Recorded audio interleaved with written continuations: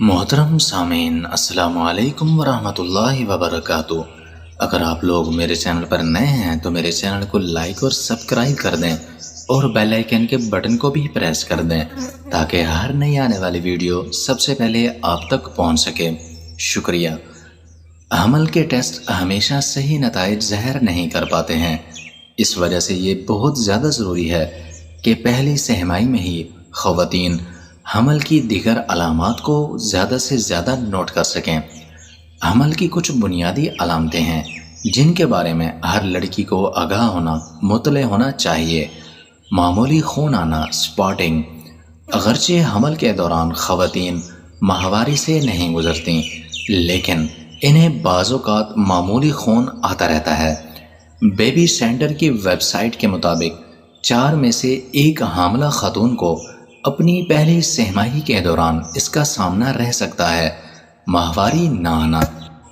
ماہواری نہ آنا ایک بہت ہی عام علامت ہے کہ عورت حمل کی ابتدائی مرحلے میں داخل ہو چکی ہے۔ ماہواری کے دوران بچہ دانے کی اندرونی لائننگ بہت زیادہ ٹوٹ پھوٹ کر شکار ہو کر ماہواری کے ساتھ بہہ جاتی ہے، جو 3 سے 7 دن تک جاری رہتا ہے۔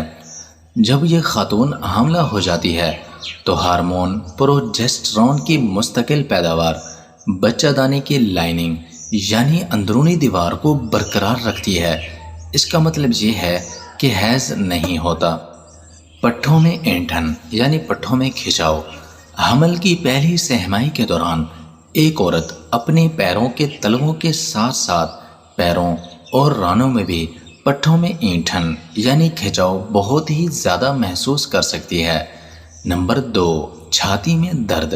ایک اور علامت جو خواتین حمل کے شروع میں اپنے جسم میں ہونے والی تبدیلیوں کے ساتھ دیکھ سکتی ہے، وہ ہے چھاتی کی حساسیت میں حتی الامکان اضافہ ہو جانا۔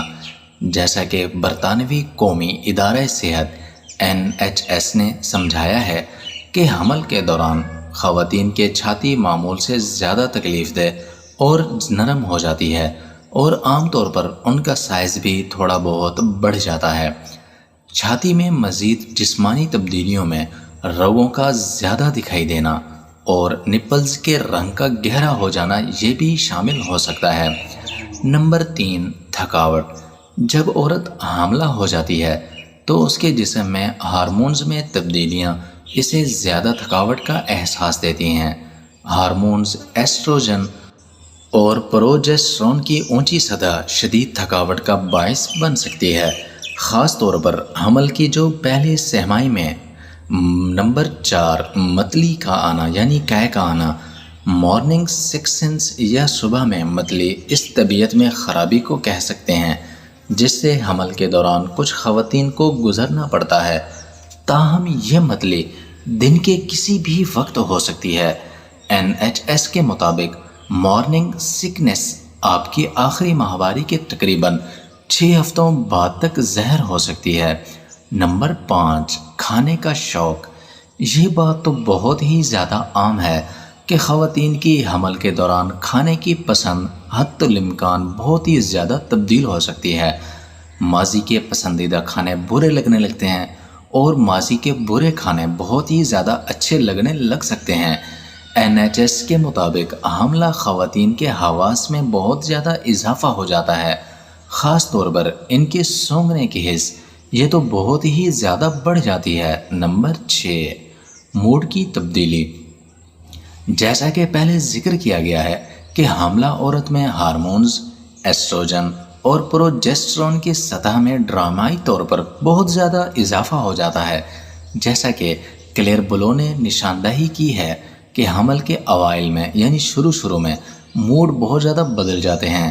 بچے کو جنم دینا ایک جذباتی تجربہ ہوتا ہے، لہٰذا حمل کی ہارمونل تبدیلیوں اور حمل کی نوعیت کا مجموعہ حاملہ خواتین میں جذبات کی تبدیلیوں کا بہت ہی زیادہ سبب بن سکتا ہے۔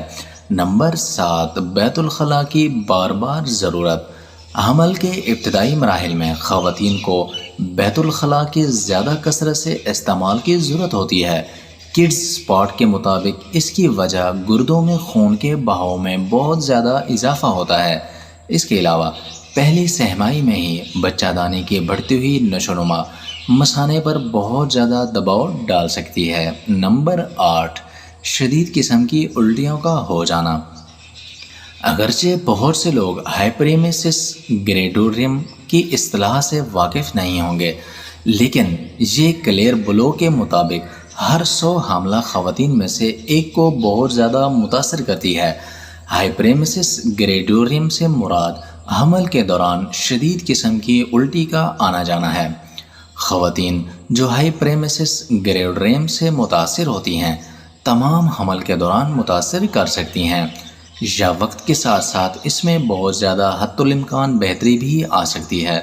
اگر آپ کو شدید قسم کی متلی کا سامنا کرنا پڑتا ہے تو حاملہ خواتین کے لیے یہ بہت ہی زیادہ ضروری ہے کہ وہ ڈاکٹر سے مشورہ کریں۔